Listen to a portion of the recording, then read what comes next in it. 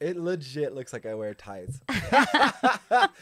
What in the pants? I like your tan down there. Holy shit. Ooh. Hey guys, it's Carla Vasquez here. I've got Zach Abeyta. What's up, everybody? Yeah, 4th episode of Carla V Thinks Out Loud. We're into it. We're talking about, I was super casual today, like overly casual. You guys might not recognize me. Why do my pants look tighter than yours? This is messed up. That's why I wear the black. Either It's way. like hide. I want to dye my hair black again, but I think I'll just fade into the background over here. Oh yeah, no, you have that. You're like the Albuquerque Daria for sure. You have that. I'm gonna say I'm like a ninja Daria. Yeah, for sure, for sure. Yeah, I ninja the black hair again, but we'll fade. I had this dude that I dated for a while that he would fix all my Instagram pictures. Well, he would like on his, he would like do them or Photoshop them so much that because he was darker than I was, he was like half black and Mexican, all this stuff. Yeah. So that there wasn't such a contrast because he didn't want to look so dark. He would make me darker. Are you serious? Not even joking. Are you serious? Yeah, and then he got mad at me for telling a friend this. I'm like, they can obviously tell I'm not that tan. Like, this is the tannest I get. You and have like a Paris Hilton tan from 2004. I look like I was rolling around in the mud for a while. That's great. So yeah, we not together anymore. Yeah, you can't have a boyfriend that makes you almost look like you're cultural appropriating. That's exactly what I'm saying. I'm like, my like brown facing, but I'm brown. Like, what are we doing here? Oh, snap. Well, You're thank you like for me. having me on. Yeah, I thanks super for appreciate it. I coming. like the setup. Right? I'm happy you got the show going. You got a great thank producer. you. This is awesome. I appreciate it. I saw you the other night, or when was it, last week at the open mic, and I was like telling you a great job on Fiend City, Zach's podcast. And you're like, yeah, let's cross promote, have each other on. So I appreciate that. Yeah, I think that's great. I started just 1 week before you, so we're just put out episode 5. And we're having a blast with it, and we're going to have you on as the next guest. Yeah. So I'm really excited. Appreciate it. And I think this cross-promotion is the best way to have other comedians and each other's fans see that we have this going on. And because I think the scene's becoming a little more, I don't know, less clicky or something. I don't know. People are trying to get rid of that. It really has to be. We have to work together. We have such a small scene. We have to put each other on. We have to create opportunities for each other. Believe me, producing shows was nothing that I wanted to do, and still not my true interest in comedy. But I'm producing 3 live shows right now, not only to create stage time for myself, but for other comedians as well. Oh, yeah. And then it gives you that, like, insight, the background of what you're doing, the ins and out of, like, the business, so that even if you don't continue promoting forever, at least you know that side of it. Yep. And you know how to, like, work with producers and promoters and stuff. It really helps. The one thing I never realized that it was going to really help is building the host bone, like the backbone of hosting, which is a different tool. Like, opening is a different tool, featuring, headlining are all different skills, but emceeing and hosting is a different skill in its own, and I feel it's really important to have, because most people are going to ask you for those kind of jobs at first, like, hey, do you want to put on this show? Do you want to host this show? And it's a very strong skill to have, and it's gotten me really good opportunities.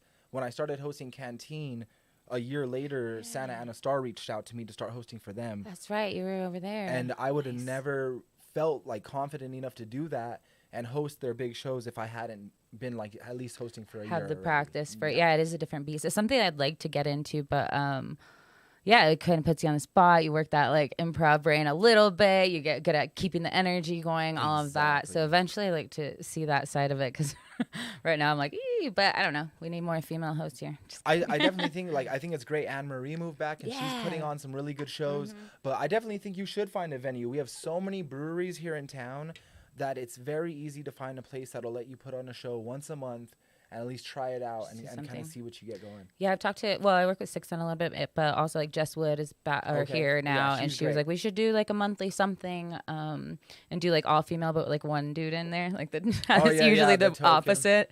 That's why I always feel like I like got so used to being in the middle of shows that now I'm like want to be more comfortable with like opening. And I mean, I've headlined more than like I've opened, I guess, but because I'm usually the only girl, they like sandwich the guys around. Oh yeah, for sure. No, I mean, and I understand what that is, because we just don't have as many female comedians. Oh, so for they're sure, always gonna be less on the lineup. Like this next one, my next casino show, I have a split lineup. So it's me, Steph Darnell, Sarah Kennedy, and Virginia Gonzalez. Oh, so nice. we will go like kind of back and forth and stuff like that. I try to create.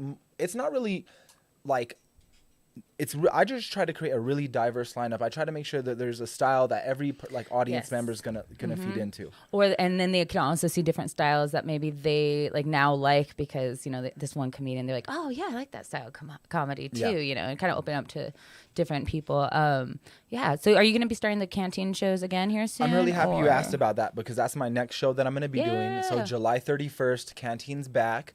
I have a great lineup. It's technically our 2-year anniversary show. Wow. Because last March, when everything closed down, we were going to plan a big show and everything got canceled. So this is not only like our comeback show, our 2-year anniversary show.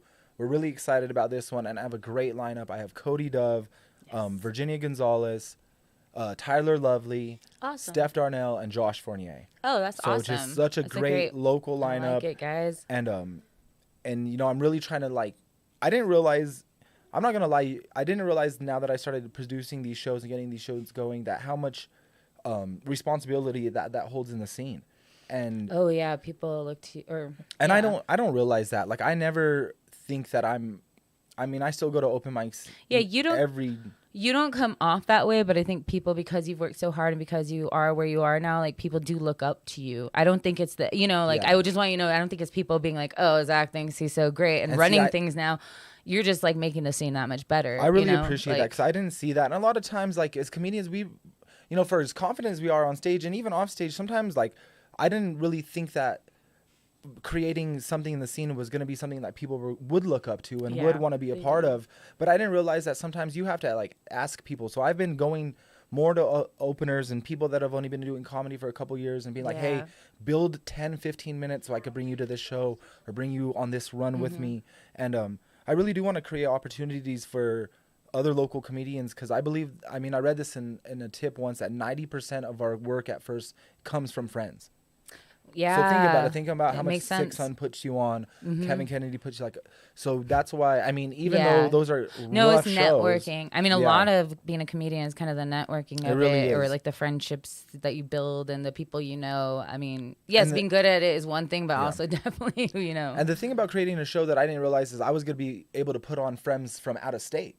So I've had groups from Arizona, all over Colorado, a Texas group come out.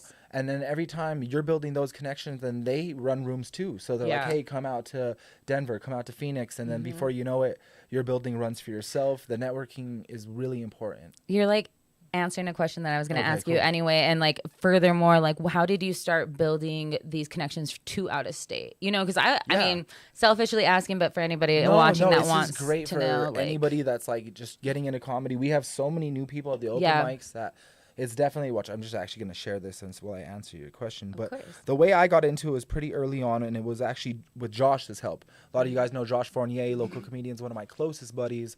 And he's in that Four Corners area. When we first started comedy, he's like, dude, there's this amazing open mic in Durango. He's like, you got to come out. Yeah, he lives near there, Yeah, and I would go out there, and there was this open mic in this little underground room, and they would get filled with like 80 college students. Wow. To like just watch an open mic. And there was such a lit audience. Like even Durango in general, I think is because there's not that much live entertainment. They are just like nuts for comedy. They're hungry for laughs. So I would go out there, but you learn lessons. Like I would go out there and I would spend money on like hotels. So I'd go for an open mic, you know, and it's only a 3.5 hour drive, and I'd buy a hotel. You're buying dinner, breakfast, you know, you're spending hundreds of dollars to do these open mics. Yeah, it's all out of your pocket effort. And if you're going every month, man, it adds up. But luckily it pays off, because if you do out these spots, you build the connections, and it did pay off, because now in Durango I'm a headliner. That's awesome. And so it's the one place that I could go out, and I have a little bit of a following. I have some buddies out there, and granted it's Durango, it still goes to show you how much effort and work it puts into. And another way I looked at it is the last Denver run I did. I had 8 shows in 5 days. Wow. I was in Fort Collins, Denver, and Colorado Springs. And I was driving up there. I remember driving up to, you know, Fort Collins was my first show, and it's a long drive, like I think 10 hours almost, you know what I mean, or 8 plus. And dedication. I just remember like driving out there by myself, and you know, you have so much time to think, and I was like, man, like this is a long drive. You know, it may not be like, you know, even though I'm doing club spots, you're not getting paid. You're getting paid $40, drink tickets. So we spend way more money going out to do comedy than we make doing comedy. It's true. From my level to your level, and even to the point where we, the next level. So one thing I was realizing, I was like driving up there and I was like, you know what? The first time I came over here was 4 years ago for open mics only. I did my first open mic run. Yeah. And like, you're not going to lie, coming from Albuquerque with no name, we're not like the biggest city. We're not known for stand up. No one gives a shit when you go out to other cities for like. The talent can come from anywhere. Exactly. So you got to show them that. Mm-hmm. And I remember driving out there for open mics and then 4 years later being like, oh, wow, I have 8 book shows. I'm in some of the only spot I wasn't really at was Comedy Works. So I was pretty much at all the clubs. And I was like, you know what? It took me over 4 years to build that. Mm-hmm. But that shows me that like patience is a virtue. Yes. And the hustle. So that could have took 8 for if I was slacking. Yeah, you've moved through quickly with that hustle. Exactly what it is. But I also probably could have done it in 2 if I would have sacrificed some other things and worked a little harder. So I always look at it both ways. Right. Yeah. Mm-hmm. Yeah. I mean, it's like I've been broke before. It's the brokest I've ever been, but like the happiest I've ever been in a way. And I feel fulfilled, just even have a bad day, make it to the mic, and I just feel a lot better afterwards. I don't know. Yeah, Monday was a perfect example of that. I had a 10-hour shift at work, went to the gym, and I was like, I pulled up to the open mic in my gym clothes, not feeling it, like for real. And I walked in and just seeing the comedian homies and I saw an old coworker of mine and, an old comedy fan that just loves the Albuquerque scene that's been coming out for years. And then all of a sudden that lit my heart up, my soul up. And I was like, all right, this is obviously what makes me happy. Yeah. This is the only time I felt good all day. You feel fulfilled. Exactly. You feel like, well, and that. I had that same thought leaving the open mic the other day in a sense that it took me, we were going to go somewhere and it took me a while to get out of there because I was just saying bye to everyone. How many times I left and even came back and said bye to you? We were like, we were like dancing to Biz Marquee after. We were like getting it. Yeah. It was. I was gonna leave, and then it was like, oh, Biz Marquee, rest in peace. Yeah, so we had dancing. You had to give him that last dance. Yeah, so. I had to throw off the purse. So I said bye like 3 times, I think, last night. But then I left, and I was like, I feel so happy that I like know all the comedians in a way that I can just hug them, and they like, I don't know, it feels like good energy. Yeah, like I just enjoy the energy being around all of you guys. Which is nice because then sometimes even if you don't feel like talking, you can talk for like 5 minutes, and then you just have something to watch, so you don't really have to like. Oh, yeah. If you don't want to talk to anybody else, you can just, like, watch the comedy. There's something, you can just sit there, decompress, laugh. Okay. Laughter. That's so I was going to ask you, so you're originally not from Albuquerque, right? No. I grew up in national parks. In national parks? Yeah, people think that. Are you from Yellowstone season 3?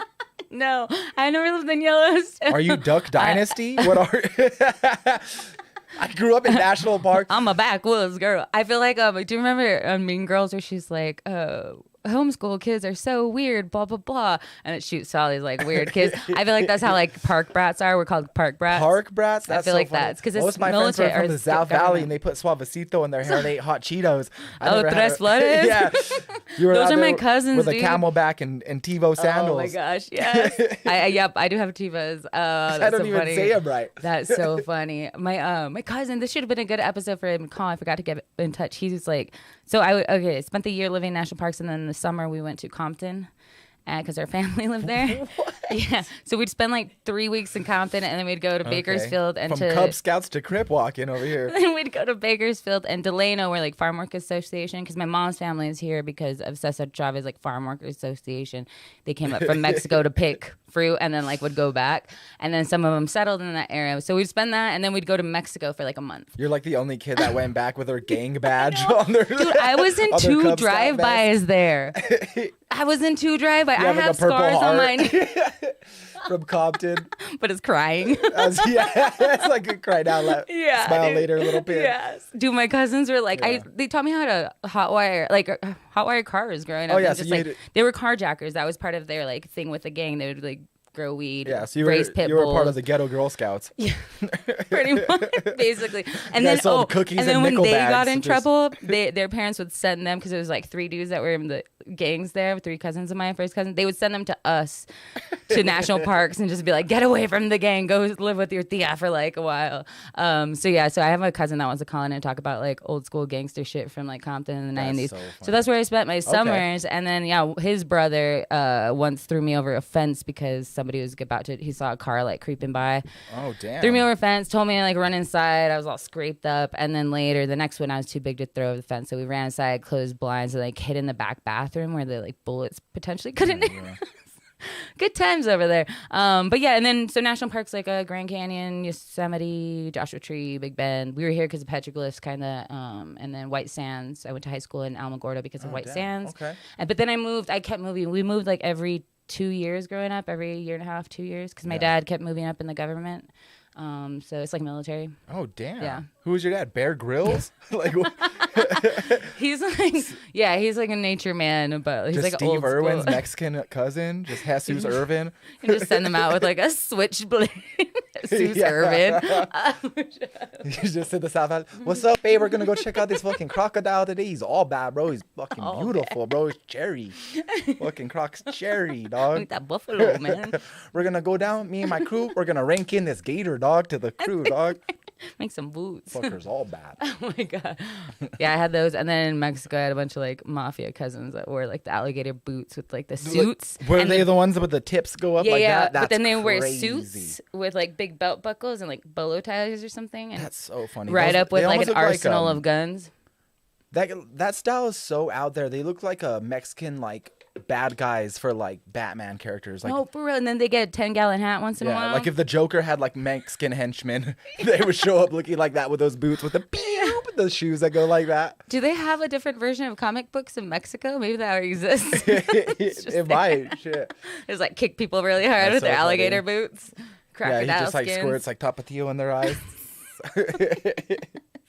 Oh man, you're from here though, or where you from? Yep, I've been from here. I was born in Santa Fe, but I was raised in Albuquerque my whole life. So a little bit back and forth. Like I'd go see family in Santa Fe, my dad on the weekends, or like a couple weeks in the summer and stuff. But grew up a little bit all over Albuquerque. When I first moved here, me and my mom and my brother had an apartment in the Northeast Heights. Mm-hmm. And shit, I mean, my mom was so hurting when we first moved here. Like we had a 2-bedroom. It was like a little.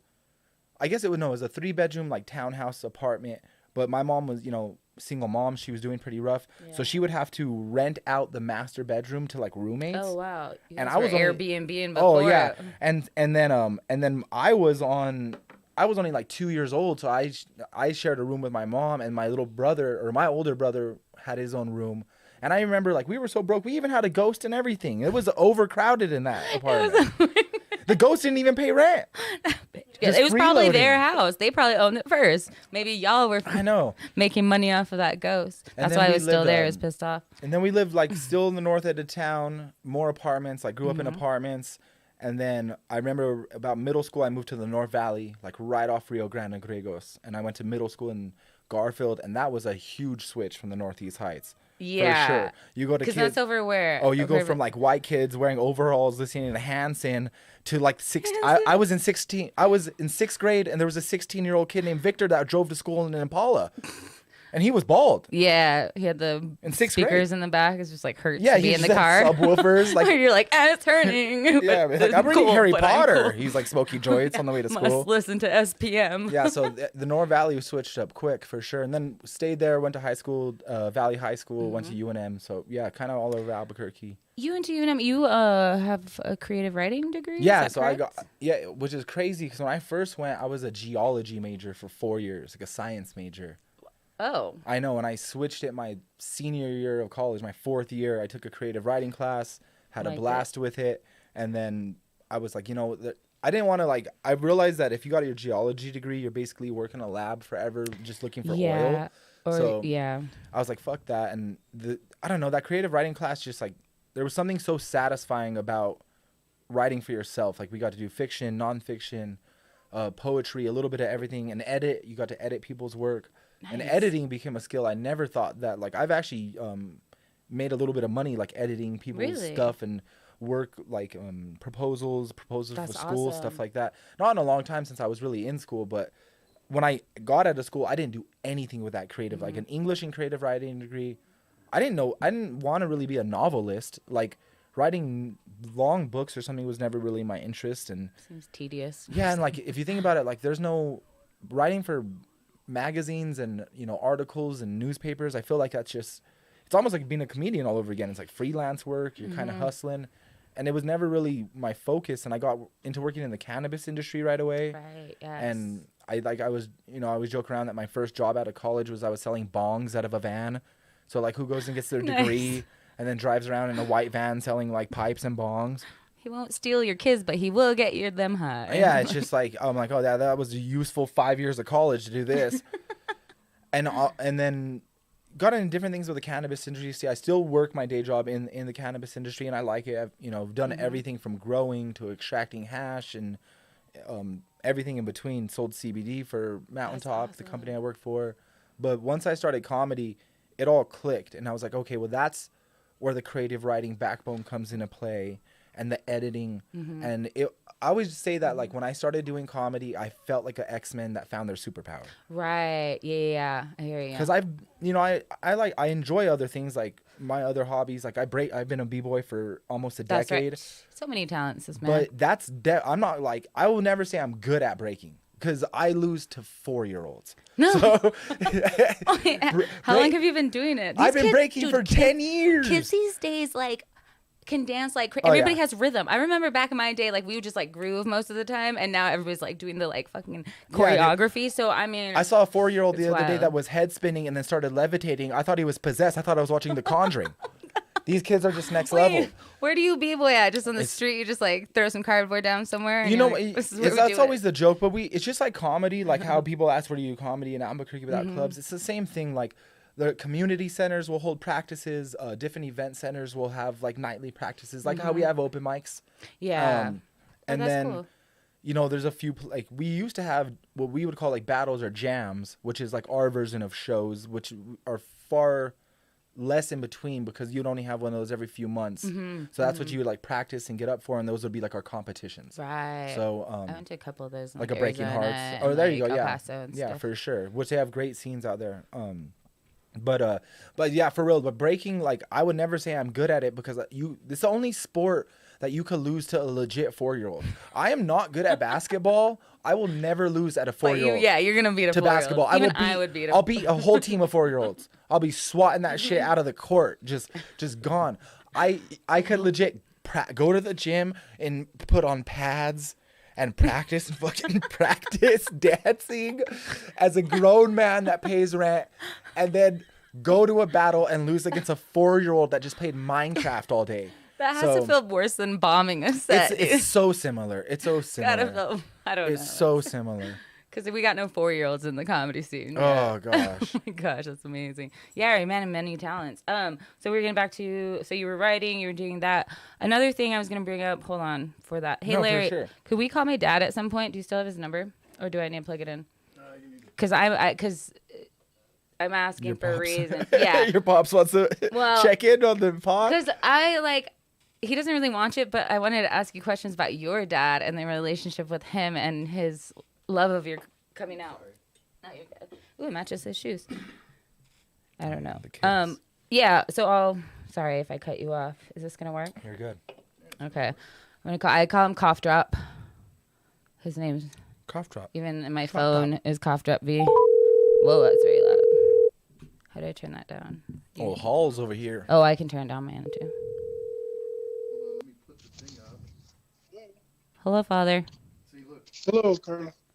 Oh, sweet. I drew this picture of him. Oh, damn. On the first one. Carla calls Cough Drop. Oh, yay. Thank you, Larry. Larry put up the picture that I drew of you the first time. Yeah. It's a picture of my father. So I have Zach Abeyta on the podcast right now. Yeah. Hey, Zach. He's actually heard about you. Hello, sir. How you doing? Good. Yeah, I've heard about Zach. Old Cough Drop on the line. What's up, dude? So, yeah. Zach, his dad comes out all the time, even went up to Aztec, New Mexico. I mean, I borrowed my dad's truck to go up there, but he went up even. Dad, so when and what, do you think if I was a boy, you would like come out to my shows? Is it because I'm a girl? Oh, that's interesting. That's interesting. All right. Because he has 3 daughters, so I think he feels weird about like certain topics. Oh yeah. Well, so here's an example, right, Carla? So, like, hey Zach. So, like, when I would watch movies with my girls, I have 3 daughters, right? Okay. Carla's the youngest. Like, if there was a kissing scene, or if there was some sort of implied nudity scene, I would have to leave the room, where I would close my eyes, or I would make them close their eyes. So you would close your eyes as the dad? He's like earmuffing himself. He would put like a pillow over his face or something. I'm joking. Or if the movie, I could tell it was starting to go a certain direction, I would say, hey, nah, sorry, we're not going to watch this one, or I'm not going to watch it with you. Then I would just leave. So I don't know. I don't know if that's just me. Maybe it is because I raised girls, or maybe not. Maybe it is a little different because I did take mushrooms and watch Fear and Loathing with my dad when I was 15. So So it's a bit different. Yeah. No. Either way. Yeah. So you should come out to a show though. Sure. She's funny. I'll do like a clean set. Oh, thank you. He said I'm funny, Dad. Just kidding. Well, then also, and I love comedy, and I enjoy all kinds of comedy. But even if it's like, it would be hard for me to watch. I mean, it would be impossible for me to watch, like, I don't know, anybody, Dave Attell or Chappelle or he somebody. Loves Chappelle. He loves him, but not with us. Yeah, I love him, but I couldn't watch him with Carla. Yeah, we'll talk about the specials. Like, we'll be like, hey, watch the special. Did you watch it? Just sitting there closing his ears the whole show. He like, his own eyes. I remember even in high school or something, Mean Girls came out. And he wanted to watch it because it was like produced by Lauren Michaels and Tina Fey. And so he watched it, but he was like, I don't want to watch this with my daughters. Like, I don't know. There's teenage kids kissing and stuff. But he watched it, but not with us. I don't know. He's in it. Yeah, I don't know. We're having people. Sarah's on here. Sarah says, "What's up, Popsicle?" AKA Cough Drop. That's my middle sister. Okay. What's up, Sarah? The other one I recognize, my friend from high school, a rapper in town. Tell Sarah that I'm enjoying. I'm still enjoying it. Okay. Well, what did you so enjoy? When you called, I was listening to some old jazz. He has a record player. Okay. He's a old school hipster. And then and having a cocktail. And then a libation. Now I'm on a podcast. I'll go from the 1950s to the 2000s real quick. You're a classic. You're a classic man, aren't you? Oh man. Man. Thanks for answering. Oh, Sarah says yes, most definitely would. Things get awkward. Yeah. Hey Zach. Oh, hey, Zach, I'm glad your dad goes and sees the shows, and I think that's great.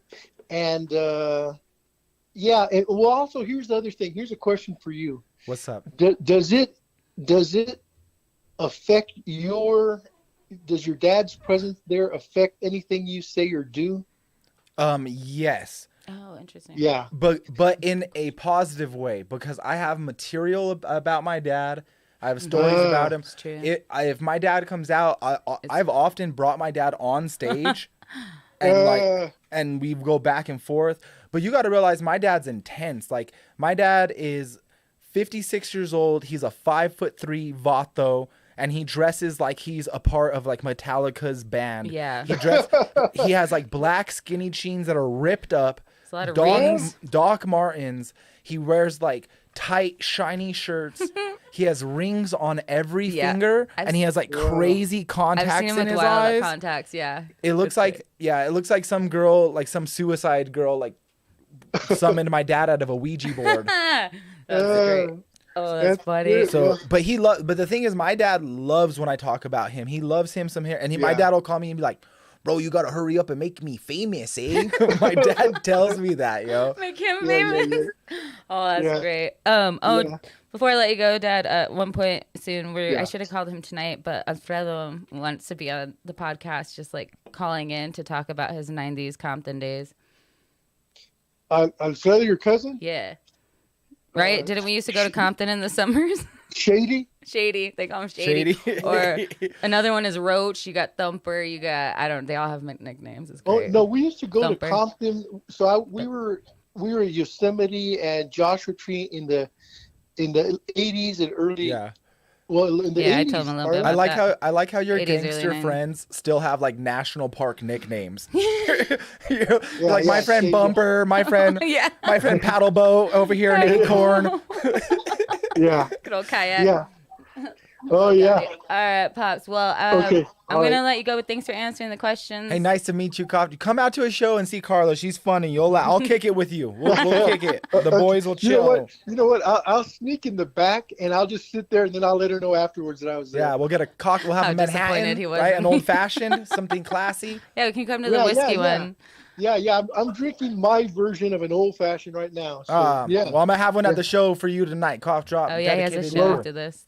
All right. Okay, hey, all right. Okay, enjoy the rest of your conversation. Thank you. We'll see you soon, Wu-Tang. Love you. Bye. Thanks for indulging me on that.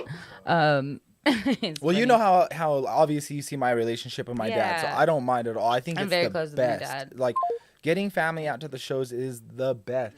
The first Cities of Gold show I did a couple of months ago, my dad came out and both my grandmas, I'm lucky enough to have my grandma on each side of my family still alive. That's amazing. And they both came out like, nearing 80 years old. My one grandma's on an oxygen tank.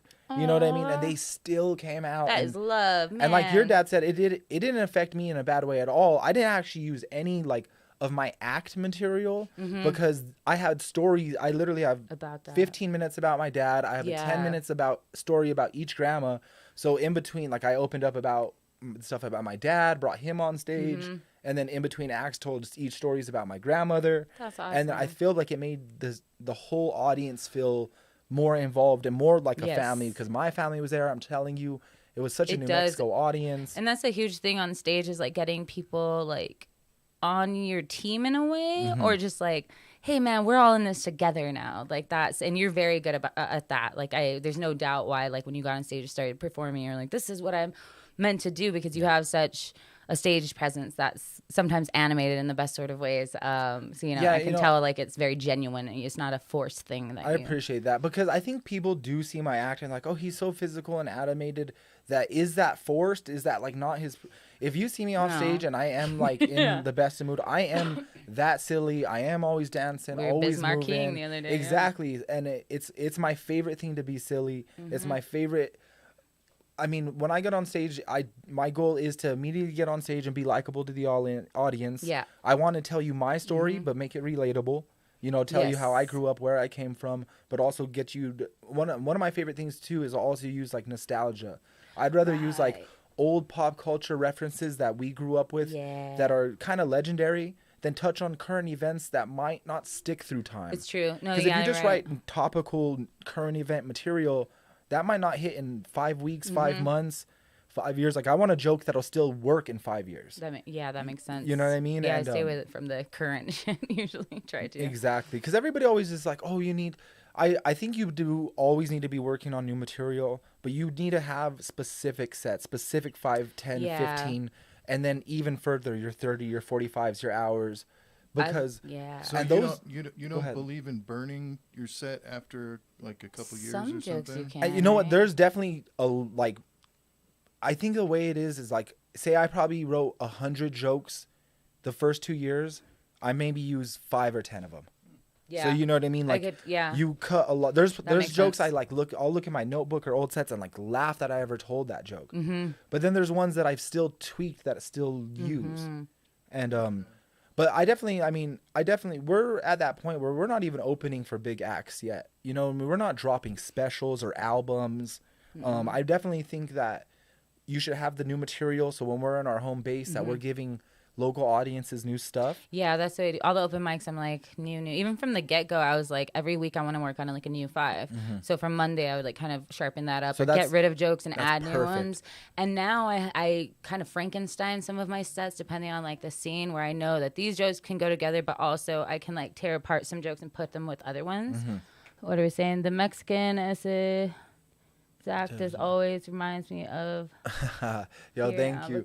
That's exactly why I love to do that character, bro. Oh, yeah. Those Vato characters, because I always feel like I grew up in this culture, but almost like the black sheep of my own culture. Same. We're the pale Mexicans. Exactly. Yeah. Like, it's a different weird thing. We're not people to ask me all the time if I'm Asian. Like, I get it all the time. I get Jewish.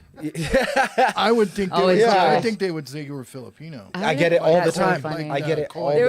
I get it all the time. Josh was on the podcast with you, and like you were talking about something about Asian, whatever. And I'm like, all three of you in that room have probably been mistaken. Even On Home gets mistaken for like being Asian. Yeah, we look like we're all like real life Pokemon characters. Yeah. Me and Josh look like the real life Ash Ketchum and Brock from Pokemon. It's so ridiculous.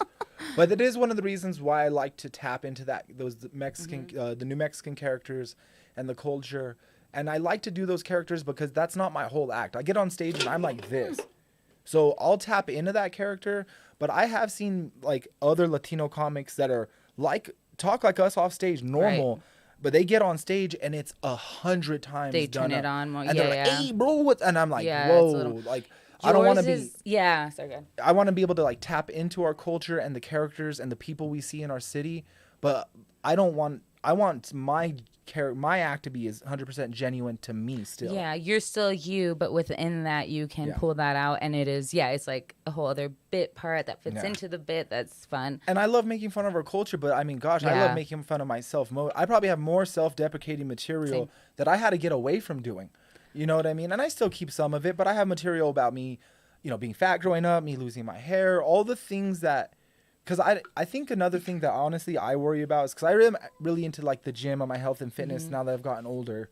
But I do worry as a comedian that anytime you're too into like a hobby, it's like not cool. Yeah. You always have to like make it funny no matter what. Yeah, like I have you can't be serious about anything. Yeah, I have to make like breaking funny. I have to make fitness funny because like something about that when you're too serious about your hobby as a comedian, it comes off like pretentious in a way.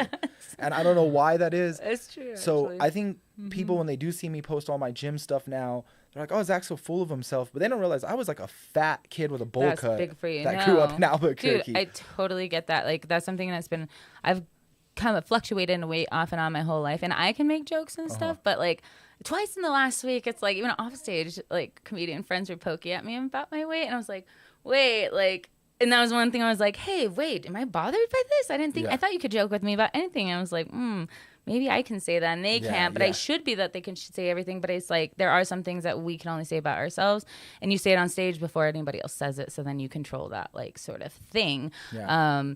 But yeah, it's a self-deprecating things where I'm like, keep some of them, but then if that's all you're saying, then that's what people think you are. Yeah. And then they hold you at like a lower, they don't have self-esteem. Oh, they don't have confidence. I'm like, no, well, I do. I'm just saying these things. Anyway. And I think that there's a strategy in using that self-deprecating material. So like I said, I do like to get on stage and definitely be likable to the audience, but you don't want to come across like so confident that it's cocky. And I think using that self-deprecating material can knock it down. That way people are like, oh, if this guy is so confident, he's kind of cocky. Start kind of jabbing at yourself. It eases the audience. And then you could kind of even start going into the audience. And I even have a specific way that I like to roast. Like, I don't ever consider myself like a crowd work comedian or like a roaster or anything of that sort. But I do like to like tap into the audience and be on the spot. I always say like be in the pocket. Yes, I think be in the moment, be in the pocket, be on. Yeah. When I was about where you are in comedy, I wanted, like you said, every tools to the open mic, like getting a new 5-minute set in a week, which is a great tool because you could write new jokes Monday, try them all week, and if you have a show Friday or Saturday, you've already at least tried that joke 4 or 5 times. Exactly. Yeah, and then next week starting, But once I felt like I was building. I felt like I was building too much material my first 2 years that I could use. Like I had 2 hours of super loose material. That's how I feel right now. Anyway, like nothing I felt was like super concrete. A lot of premises, a lot of things that didn't have the best punchlines, stuff that I really still had to like craft and work out. So I had so much material that I wanted to work on other skills. Right. So one of the skills I tried was like pulling focus in a room. Meaning we perform in rooms all the time, bars, breweries that are not just for comedy. People are coming out to hang out with their friends. Right. We almost do like what we call ambush shows where like people don't even know there's comedy. And then there's like, the hey weed guys. Market, we're like comedy. And they're like, hi, we're trying to hang. So that's a perfect example of, I'm not even going to try to have like do my best jokes.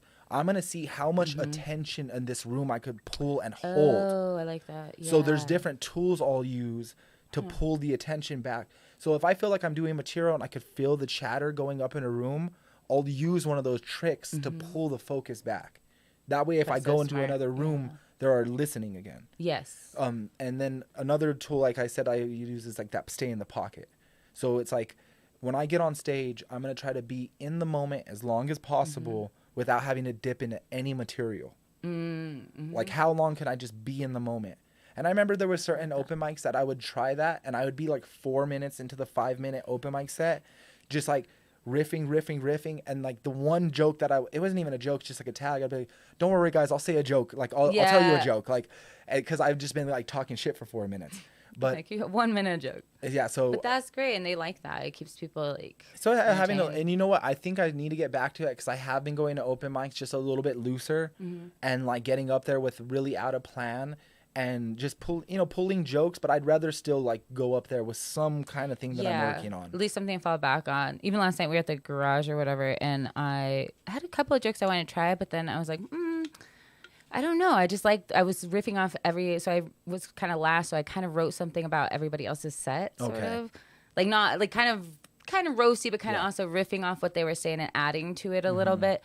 And then by the end, I had like a whole set. Like they'd be talking about it, I'd write like one little line down, whatever. And by the end, I had like a full 5 minutes and didn't even do any of the material plan. Yeah. But it was a garage, and it was just that's a place for me to try out new super loose stuff. That's a perfect way to do that. The last Six Sun show that I did, it was mostly like comics in the audience, and I mean, you guys 50-50? Yeah, the 50-50. Yeah. And I'm like, you guys, I have seen my act enough. You've seen me at open, like we know each other so well that was one night I'm like, I'm just gonna talk about my friends, and I talked a little bit about everyone. I told a story about me and Josh that I never told before. Oh yeah, that was a good one. Yeah. And I still actually been telling when I'm with Josh, I like to tell that story because it's a fun. It is hilarious. It's a fun one to get to see the dynamic of a friendship. Josh there, exactly. And you gotta get definitely he'll come to your show for sure. You gotta get Josh on. Oh, yeah, he said he'll be on soonish, maybe. Raimundo Sanchez, cool. What's up? Oh, somebody else said love Zach's energy. What's up, Chris Ba? Raimundo Sanchez, that's Bubba, the one. He just had a heart surgery. He's my bassist. Well, my bassist. He's my friend. We play music together and stuff. I'll get well soon. That's my other thing that I joke about. I'm like, I just kind of play music, whatever, because I can't have a real hobby. Sure. It's so, Have you heard her sing and play guitar? You know what? I haven't. I've heard rumors, though. And I don't even play country, but you've heard the country I found one. Yeah. And I was like, what the fuck? And I don't even really play country much, but that one was like a Miranda Lambert song. It's on YouTube. It weirdly, after you said something about it, it has almost like 300 something views. I was like, how is it? Have you ever brought your guitar to a mic? No, I don't. She I wanted needs to to bring separate her guitar it. here because we can plug it right into the board. But that would be a cool that's segment. True. Actually, when Angel comes on, he wants to play good. He wants to do some music with him, which he'll probably be on soon. Yeah, I play, but I don't know. I'm probably a better singer than I am a guitar player, but I like doing them together. That's dope. So when did you realize that, like, everybody sings in their car in the shower, sings their favorite songs? Right. When did you realize, like, I'm actually pretty good at this? My whole family is very musical. Oh, okay. Like super musical. They all play an instrument or sing. My mom sing, even the girl, everybody. And my sisters like sang mariachi, growing up with mariachi bands and things. Dope. And so we were singing in the house like Wilson Phillips and all that stuff. Okay. No way. I was always Carney Wilson. Because she had the least lines. My sisters were older, and so yeah, Sarah might say something about that. But anyway, so I started singing more kind of in high school because I had friends who were like in emo bands or whatever, but I was such a quiet singer and so shy, so I was just trying to play more guitar. Gave it up for a bit, and then in the last like 7 or 8 years I've tried to get better at guitar and like just come out of my shell with my voice. I've become a stronger singer, I think. So maybe in the last 6-ish years I was like, I like doing this. You know what would be like a great opportunity to like do a little of both, because I perform for a lot of like the variety shows in here in town. A lot of the ones that are, it's like a mix of burlesque and comedy and music. Yeah, Angel just did one last night. Yeah, exactly. That way you could even squeeze in a comedy set and a music. I actually did one time where I did a breaking, like a b-boy performance, and then did comedy as well. Oh, that's a great idea. Because Angel, I was on his podcast recently and we were talking about like separating the comedy from like the not doing musical comedy. Yeah. And like, but then that would be a good way to separate the two and still be able to do the other one. I did like one open mic with Bubba that was commenting. And then literally the week before COVID, but the thirsty eye lady was like, hey, I want you guys back. Like I'll pay you guys, whatever. And then COVID hit. So, so we were getting ready to play more, but I do enjoy it. However, I feel less nervous doing comedy than I do performing music. Oh, wow. And I've been doing music way longer, and it just makes, I don't know, because you have to really stay in the pocket and whatever. And comedy, I don't know, I don't have to, it's just me and a microphone. It's less you to worry adjust. about. That's yeah, you can adjust and kind of feel like you said, when you can feel like you're getting out of pocket, you can sort of adjust and not throw the whole thing off, or like make a joke about you bombing and then bring it back or something. With music, it's like you just stop and don't. She's being modest. Carla rocks both guitar and singing. Oh, thanks, Ray. And she's awesome. gonna be on a song. Look, everybody's giving you props on the music. Everyone check someone out. Oh yeah, I've done music with I Recognize too. He's a rapper, and I've done some hooks on his song of his. We need to work on more. Anyway, I don't know, but I love comedy. So I was gonna ask you real quick before you go. For sure. Because we have about 6 minutes left. Zach was nice enough to squeeze us in because he has a show here soon at Revel. Yeah. If anybody's watching this live and wants to skedaddle over to Revel, no cover. It's you, Josh Fournier, and who else? And gosh, she is a new Casey. I want to see Casey Fitzgerald. I thought it was Casey Donahue. No. Let me look on the flyer real quick. I don't know, but so yeah, he's doing a show tonight. I'm probably gonna go over and check that out. Yeah, come check it out. They've been doing a great job with those Revel shows. Yeah, Jamar Hall is gonna be hosting all those. Probably be on next month. Real quick. Okay. If you can do this in like 2 sentences, all of my questions. So I've been asking everybody else. Okay. So I already know your fear is heights, right? One of them for sure. We'll have you on again and help you face your fear. Okay. We'll take you up. So what are you? Do you have? Oh my God! I've been in. Yeah. Come on. Let's do you it. saw how nervous I just got. You started like getting a little shiny, like you got flustered. I got pilots, it'll do it. Oh my God! Yes. Let's do that. Okay. So if you're down, only into how comfortable people are the next time they're on, I want to like have them. So do you have any other fears? Gosh, that's really the only one that like pops into mind. Nothing really. Water, not too bad. Yeah, I mean like super.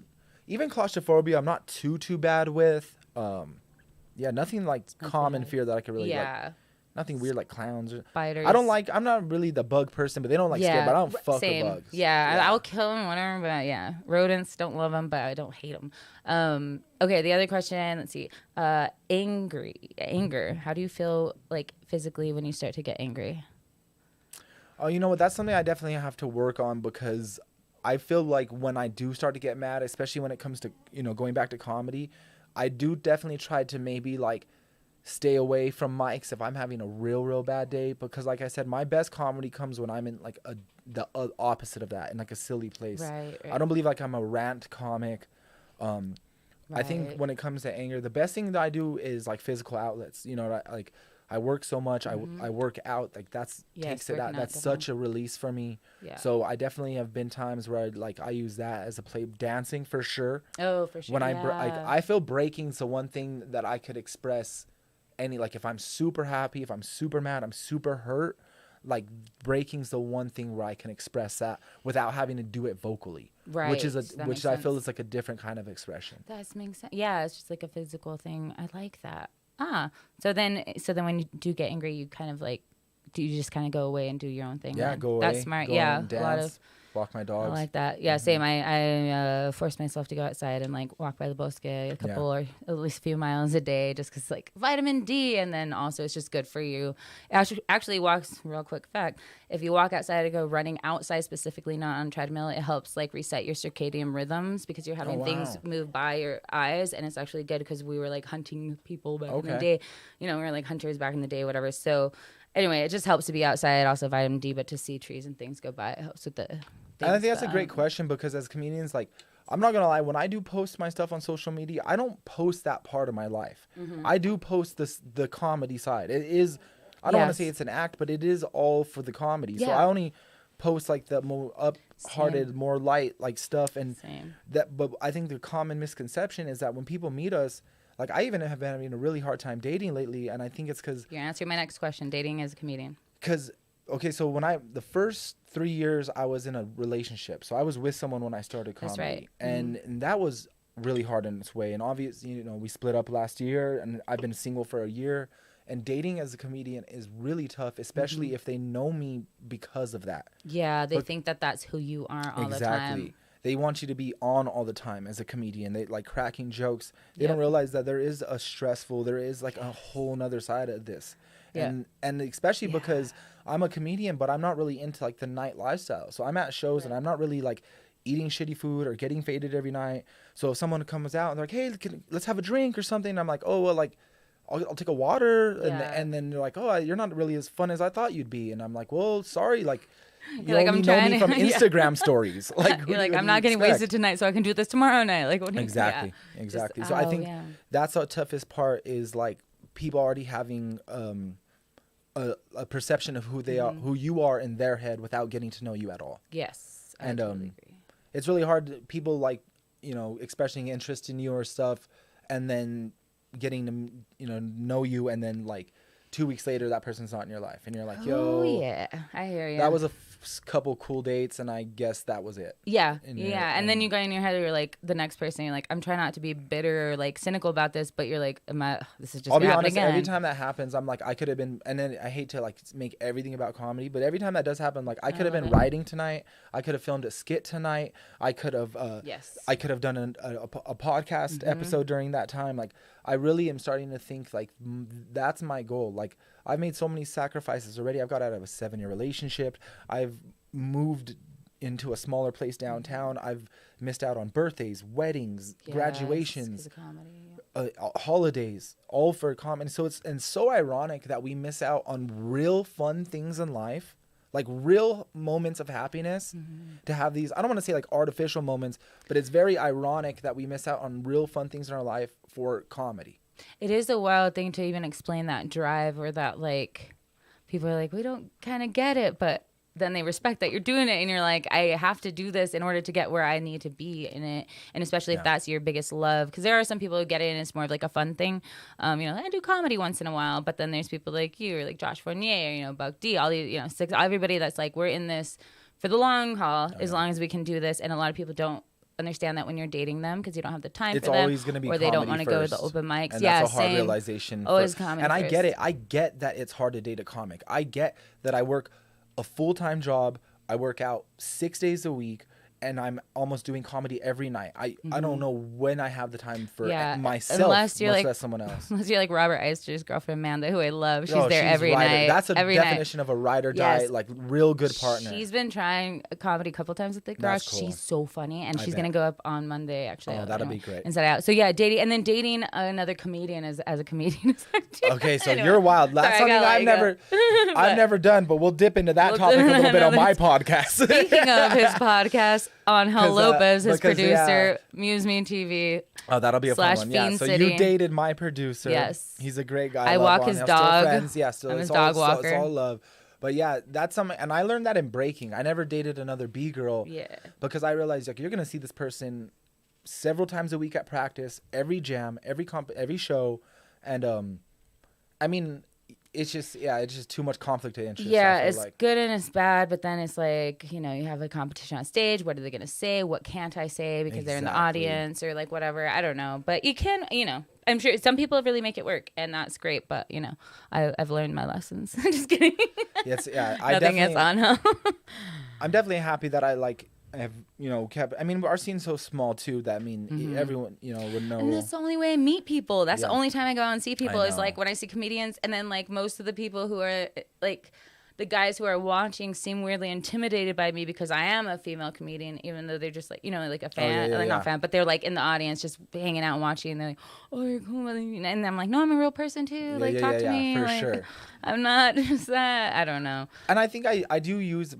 Like I said, even though my like comedy is like my social media is all comedy oriented. I do like to dabble and put in bits of my real life, bits of the gym, bits of hip hop, bits of the cannabis stuff that I do in work. That way you do get a real idea of who I am genuinely. I do feel like I've gotten to know you on stage. I mean, this is most we've ever talked like in really person. Is, but you've always been so nice to me, and we've had little conversations here and there. But I do feel like I kind of know you because you do put your real life on stage, which I do like. Yeah, I like that part. Yeah. Robert Oyster had said that to me too. He's like, I like you, Carla, because I always know what you're saying is real life and happening right now. I'm like, for better or worse. All right, guys, we have to wrap this up. So, awesome. Revel, do you have any other shows real quick? Yeah, I'm going to plug my stuff if you don't mind. So I have 3 different live shows that I'm producing right now. I have Canteen. That's my Albuquerque show at the end of the month, July 31st. Please come out and check it out. Free show. Great Saturday night. Great shows. And then I have my Cities of Gold show, which is just north of Santa Fe at the Cities of Gold Casino. That's going to be the first Saturday of every month. It's been shuffling around a little bit as we get it started, but we have that booked in for at least the next 6 months. Awesome. And then I just started a show in Santa Fe, right on the plaza, in a really cool venue. It's at it's next to the Apothecary restaurant in the place called the Caverns. So it's like this underground den. Rad. It almost looks like if like Willy Wonka had like a comedy club or something. It's very out there. And that is I usually try to do that like on the Friday before Cities of Gold or so after. So that way like together. So I have 3 live shows. I have my podcast. Check out Fiend City Podcast. Just look up my YouTube, Zach Abeyta Comedy. That's also my Instagram, Zach Abeyta Comedy, where it's pretty much my main hub of social media. Other than that, Facebook, just Zach Abeyta, and you'll see me all over Albuquerque. Do it. Thank you so much for having me, Carla. Of course, I appreciate man. you, girl. Of course. All right, guys. What do you got coming up? The only thing right now I think is, I have July 28th, next Wednesday, the Women and Whiskey Wednesdays at Hollow Spirits with A-Marie hosting. There's going to be 2 shows back-to-back, 6:30/7. It starts probably at 7, and then 9:30. Dope. I'll be on the later show. So I'll be doing the podcast here live, so you can watch that, and then you can head over and watch us at Hollow Spirits. For any other future date that she's going to be having, you can catch her on carlavasquezcomedy.com. Yeah, we're dropping the website, carlavasquezcomedy.com. Carla Vasquez Comedy on Instagram, everything else. Carla V Thinks Out Loud. Follow, like, subscribe. Enjoy, guys. Shout out to Baby Cough Drop over there. Oh, Cough Drop. All right, guys. Cough Drop. Have a good rest of your night. Thanks for watching.